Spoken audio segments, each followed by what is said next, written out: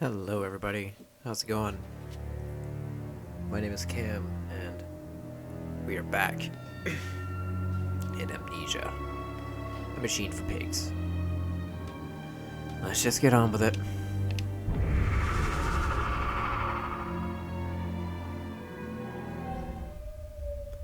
Alright. Let's continue forward.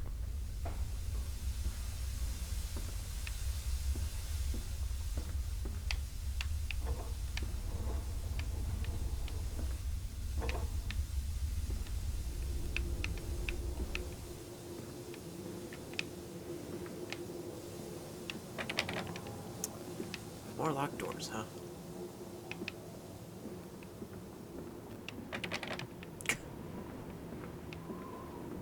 Alright.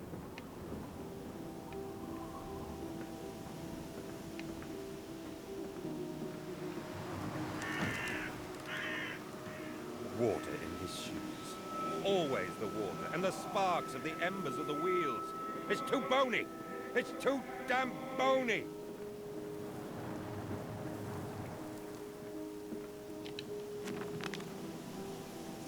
The Mandus Processing Company.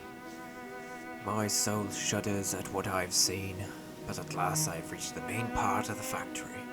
Now onwards, downwards, to find those flood waters and drain them away. Like Moses, I will cleave the waters and lift my little darlings clear of its vile cradle. Cool.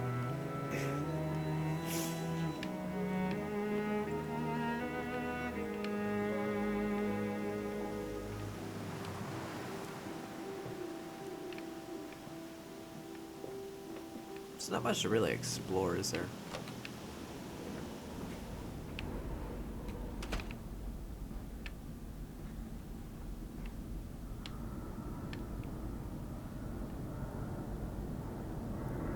These men, Professor, these so-called men of vision, they would shackle the masses to a wheel and turn it till their backs break.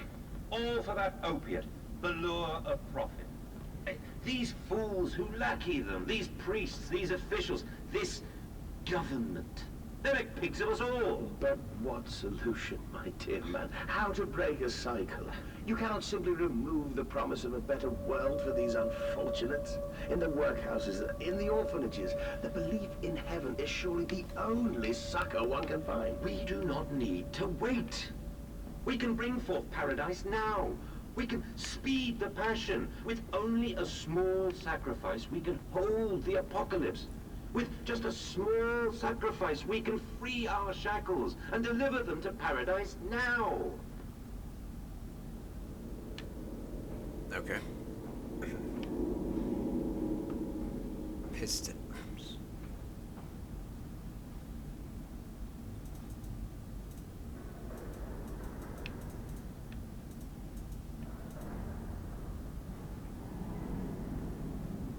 Well, I know what that means. One of the pigs.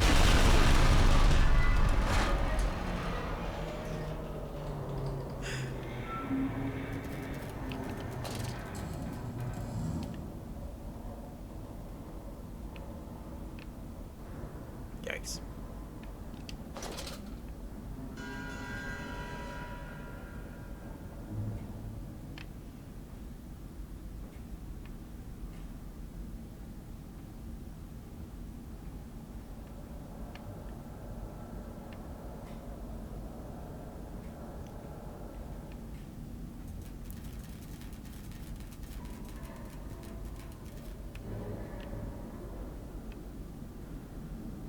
Is it below me? Oh. Oh boy.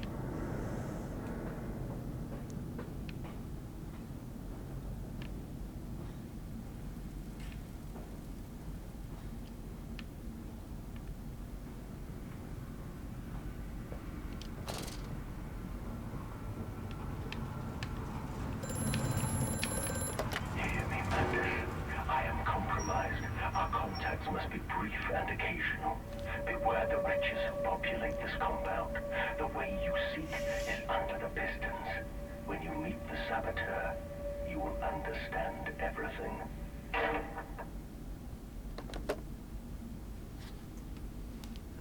Okay.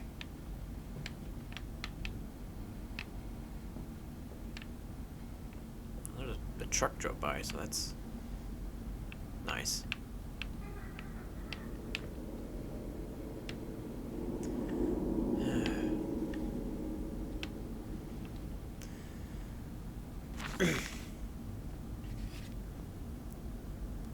October 17th, 1899. Each compartment is ergonomically designed with a feed trough at one end, so the product naturally settles into a position ready for the stunning arms to connect with the skull. We use the natural static charge built up by the friction of carts.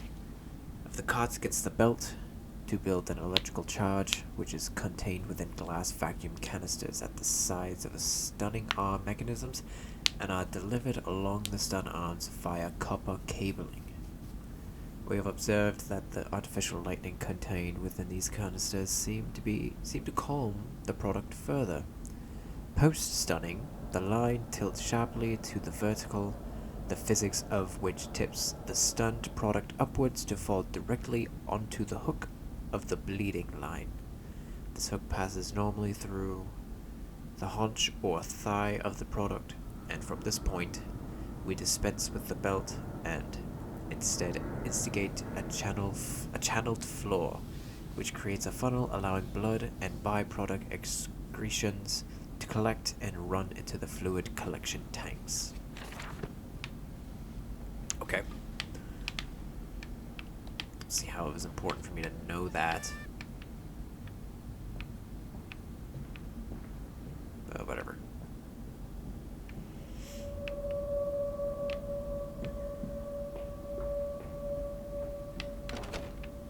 Of course I can't go outside, I gotta go down.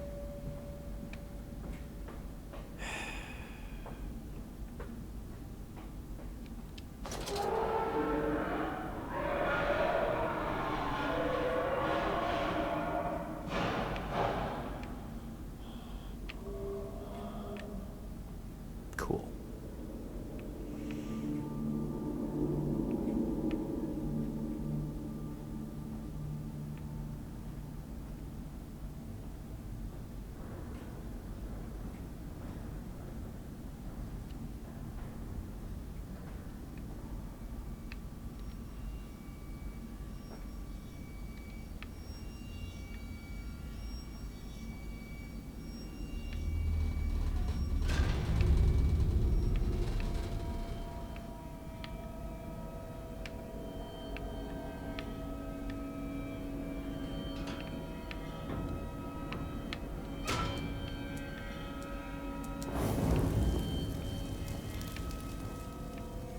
Okay.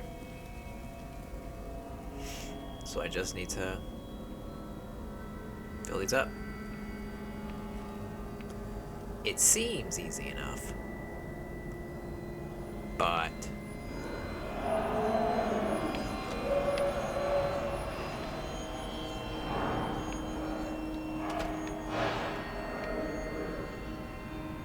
six and 3.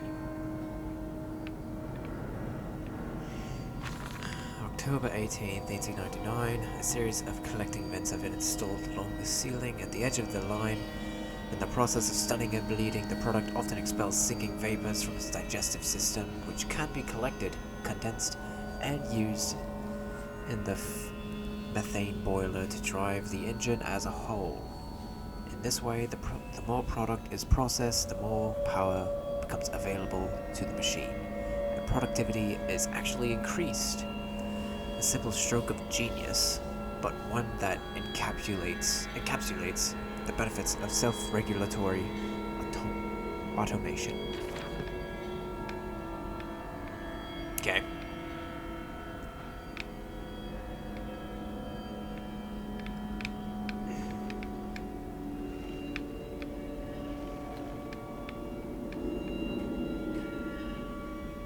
Six and 5.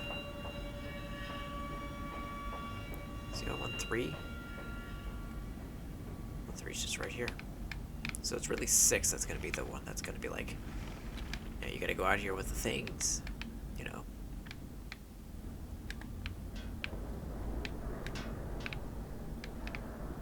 many do I think the other one had 3, so I guess I'll grab 1 extra.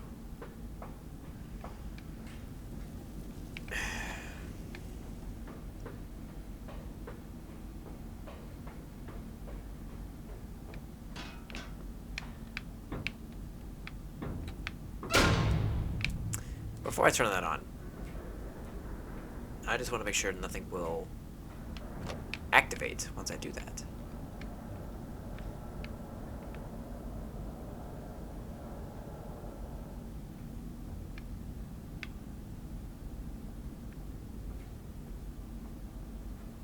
Okay.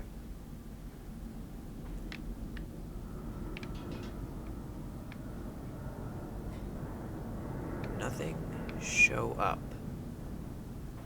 Capiche?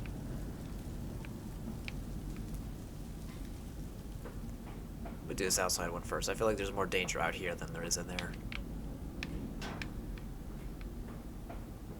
I don't feel safe out here. Lily's arms are made of steel. Lily's arms are silent. The pistons are silent. The plant is at rest. I must poke the hornet's nest to open my way. I fear. The scale of these engines suggests a far greater works than is visible from the surface. So my friend must be correct. The larger part of this plant is underground. We are close to the Thames. No wonder flooding is such a risk.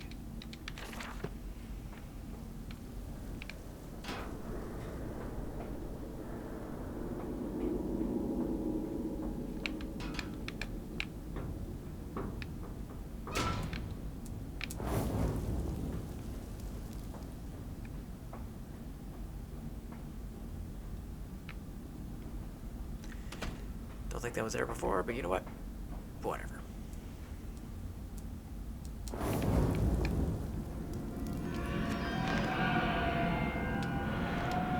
Fire and steel. Fires are stoked. Assuming the same architect is responsible here as with the chemical plant, I surmise that a centralized control system regulates and operates the pistons. It should be a simple matter of finding it and hoping the saboteur relented after simply extinguishing the fires. God, let's hope so, because I don't want to do anything else.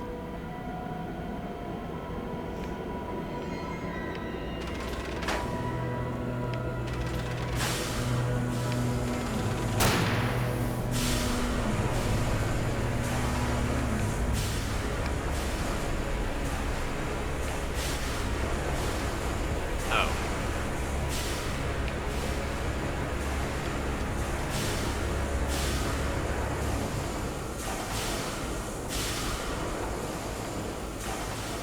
Now where do I go?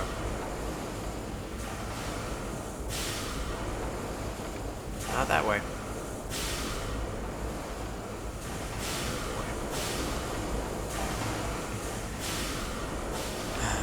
I can only imagine what's on the other side.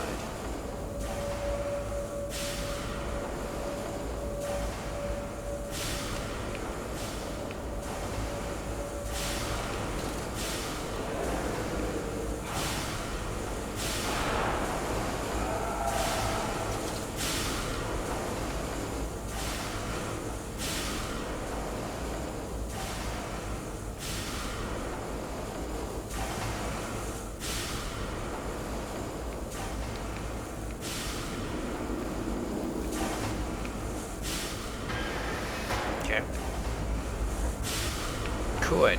Good. Great.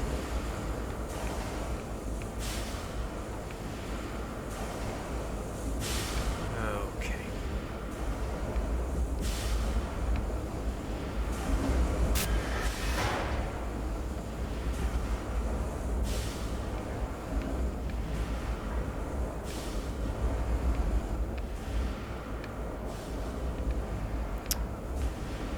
Don't want to be here.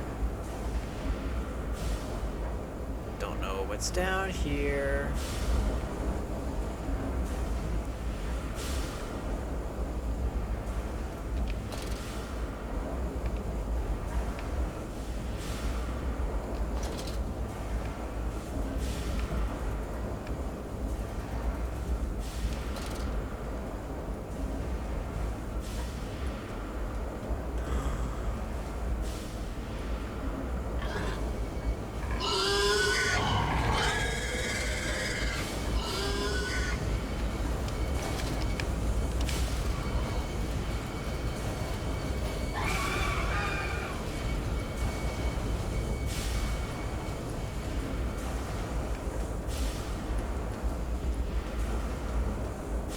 Okay. Okay.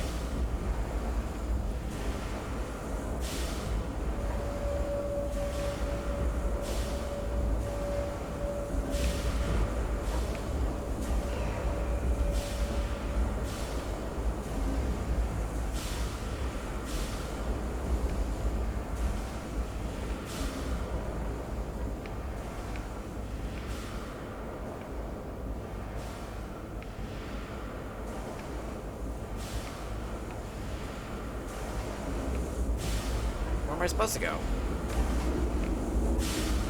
Over there, I imagine.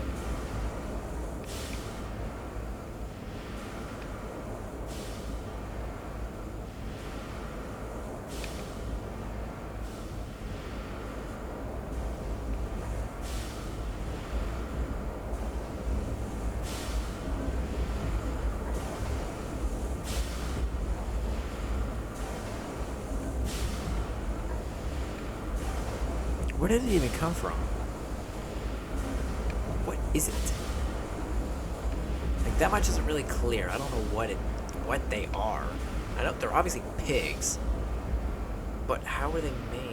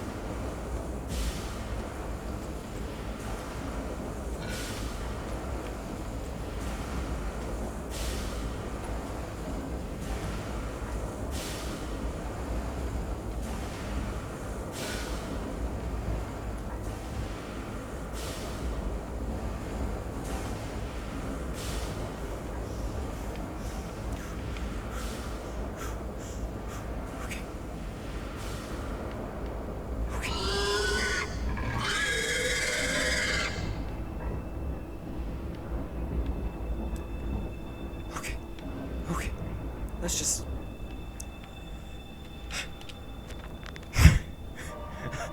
Oh my god. Okay, the descent continues. What did that dark voice instruct me to do? Order the pistons into the tunnels and onto the bilge pumps. If the doors should be locked, I will have to find another means of descent. I cannot trust him, but my path is set. I shall ignore those noises, that snuffling, those shuffling steps below me. I will brave whatever lurks beneath, and I will save them. I want to. Screw your kids, man. I mean, I don't know them.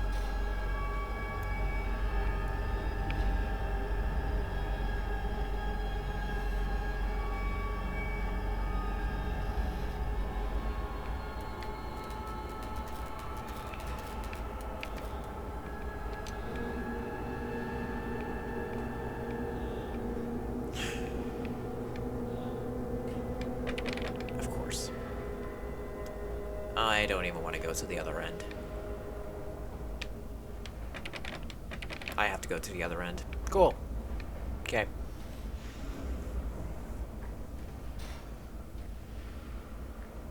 Just don't follow me down, please. I want to stop. But I have this game and then I have one more after this. God damn. Enough with the locked doors.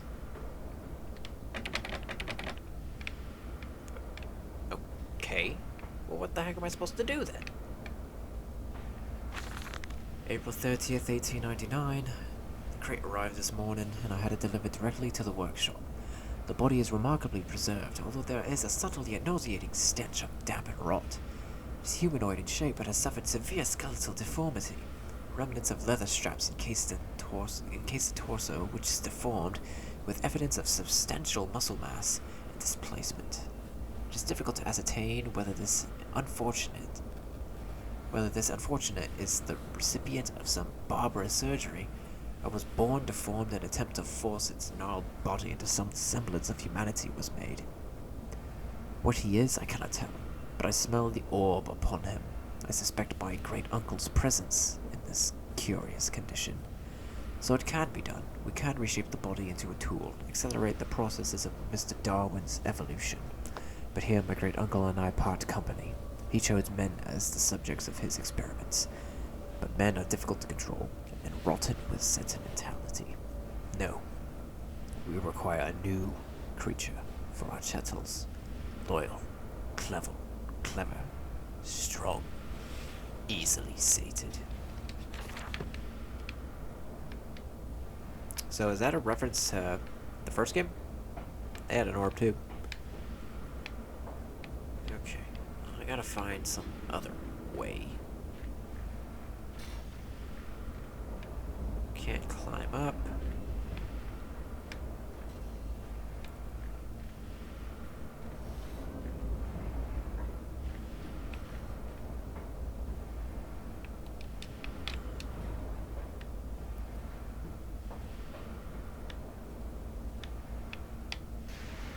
Oh, this is not a good idea.